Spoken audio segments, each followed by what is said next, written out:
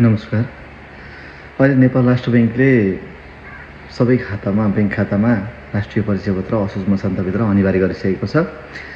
यसै सन्दर्भमा अब ग्लोबल आइएम ब्याङ्कका ग्राहकहरूले घरमै बसी आफ्नो राष्ट्रिय परिचय पत्र खातामा कसरी अपडेट गर्न सकिन्छ भन्ने विषयमा म थोरै कुराको जानकारी गराउन गइरहेको छु। अब असोज मसान्तसम्म आफ्नो खातामा राष्ट्रिय परिचय पत्र अपडेट नगर्दा खाता फ्रिजसम्म हुने भनेर सूचना पनि जारी गरिएको छ।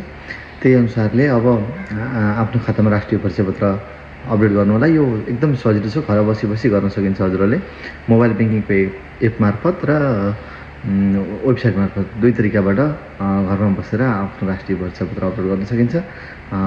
हेर्नुहोस् है त, सुरुमा मोबाइल एप्लिकेसनबाट कसरी चाहिँ आफ्नो राष्ट्रिय परिचय पत्र खातामा एड गर्ने भन्ने विषयमा यो भिडियो है। आफ्नो मोबाइलमा रहेको ग्लोबल स्मार्ट प्लसको एपमा जानुहोस् र लगइन गर्नुहोस्। लगइन गरिसकेपछि माथिपट्टि डिजिटल युनिभर्स भन्ने देखा पर्छ, त्यहाँ क्लिक गरिसकेपछि त्यसलाई स्क्रोल गर्नुभयो भने केवाइसी अपडेट भन्ने सेक्सन छ। त्यो केवाइसी अपडेटमा छुनुभयो भने इनिसिएट न्यू रिक्वेस्ट आउँछ। इनिसिएट न्यू रिक्वेस्टमा थिच्नुहोस्। त्यसपछि त्यहाँ हजुरको अकाउन्ट नम्बर, मोबाइल नम्बर र इमेल एड्रेस हजुरहरूको के छ त्यो आफै जेनेरेट हुन्छ। त्यहाँ ओटिपी केमा हजुरले रिसिभ गर्ने त्यसमा चुज गरेर सबमिट गरिदिनु पर्ने हुन्छ। मैले मोबाइल नम्बरमा ओटिपी सेन्ड गरिदिनु पर्यो भनेर सबमिट गरेँ र ओटिपी मोबाइलमा आयो। ओटिपी आएपछि मैले त्यहाँ ओटिपी हाने र सबमिट गरेँ।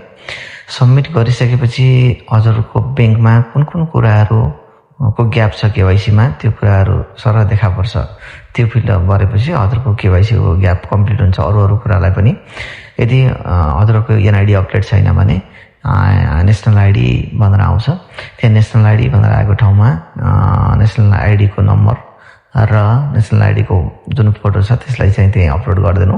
अरू कुराहरू पनि यसमै फिल गरेर, जस्तै मेरो यहाँ प्यान नम्बर छैन र अरू लिट्रेसी छैन, त्यो कुरा चाहिँ चुज गरेर अनि केवाइसी रिभ्यू भन्ने अप्सनमा जाने, त्यहाँ डिक्लेरेसनमा नो गरेर केवाइसी रिभ्यूमा गएर सबमिट गरिदिएपछि तपाईँको एनआइडी अपडेट हुन्छ है।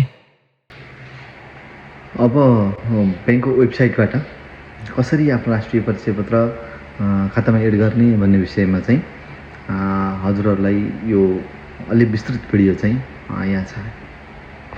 त्यसको लागि आफ्नो मोबाइल वा डेस्कटप जेबाट गर्न पनि सकियो। ब्राउजरमा जानु, ग्लोबल आइएम ब्याङ्कको वेबसाइट खोल्नुपर्छ। माथि www.globalimbbank.com हाने पनि भयो, अथवा गुगलमा गएर ग्लोबल आइएम ब्याङ्क भनेर हान्नु। त्यहाँ सबभन्दा माथिको लिङ्कमा चाहिँ क्लिक गरिसकेपछि ब्याङ्कको वेबसाइट खुल्छ र त्यहाँ हेर्नु माथिपट्टि अनलाइन सर्भिसेस भनेर आएको छ। त्यो अनलाइन सर्भिसेसमा केवाइसी भन्ने छ। त्यसमा चाहिँ क्लिक गरेपछि एउटा डिजिटल युनिभर्सको चाहिँ पेज खुल्छ। डिजिटल युनिभर्सको पेजमा चाहिँ हजुरहरूले अब त्यहाँ आफ्नो अकाउन्ट नम्बर अनि रजिस्टर्ड मोबाइल नम्बर र इमेल हानिसकेपछि तपाईँले ओटिपी केमा रिसिभ गर्ने हो त्यो ओटिपी त्यो मोबाइल नम्बर हालिसकेपछि सबमिट गर्नु भने मोबाइल नम्बरमा ओटिपी आउँछ र मोबाइल नम्बरमा आएको हजुरहरूको 6 अङ्कको ओटिपी यहाँ हान्नुपर्ने हुन्छ। यो केवाइसी अपडेटको लागि मैले मेरो मोबाइलमा आएको 6 अङ्कको ओटिपी हानेर सबमिट गरिदिएँ। सबमिट गरिसकेपछि हजुरहरूलाई अब त्यहाँ हजुरहरूको ब्याङ्कमा चाहिँ कुन कुराको ग्याप छ त्यो कुरा चाहिँ देखाउँछ र त्यहाँ यसमा पर्मानेन्ट एड्रेस र नेसनल आइडी राख्ने ठाउँहरू ग्याप छ। ब्याङ्कमा अपडेट नभएको कुराहरू त्यहाँ खुलिहाल्छ र त्यो हजुरले त्यो कुरालाई अपडेट गरिदिनुहोस्। त्यहाँ नेसनल आइडी राख्नुहोस् अनि त्यसपछि ठेगाना राख्नुहोस् र नेसनल आइडीलाई अपलोड गरिदिनुहोस्। त्यो फाइलमा चाहिँ ब्राउजर फाइलमा त्यहाँ चाहिँ अपलोड गरिदिइसकेपछि हजुरहरूले इमेजलाई चाहिँ ठुलो इमेज छ भने कम्प्रेस गर्नुपर्छ, नत्र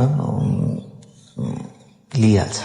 त्यसपछि हजुरहरूले इन्कम, सोर्स अफ इन्कम त्यहाँ माथिपट्टि रातो कुन कुरामा रातो स्टार छ त्यो कुरा मात्र त्यहाँ भरिदिनु होला। आफ्नो आम्दानी आफू साक्षर हो कि निरक्षर हो त्यो कुरा चाहिँ त्यहाँ भर्नुपर्ने हुन्छ। आफ्नो प्यान भएदेखि प्यान कार्डहरू पनि अपडेट गरे हुन्छ छ भने, नत्र अनिवार्य चाहिँ यो छैन। यदि सबै कुरा भरिसकेपछि अब हजुरहरूले त्यहाँ प्यान नम्बर र कहाँबाट जारी भएको त्यो लेखिदिनु भयो भने प्यान कार्ड पनि एकैचोटि अपलोड हुन्छ।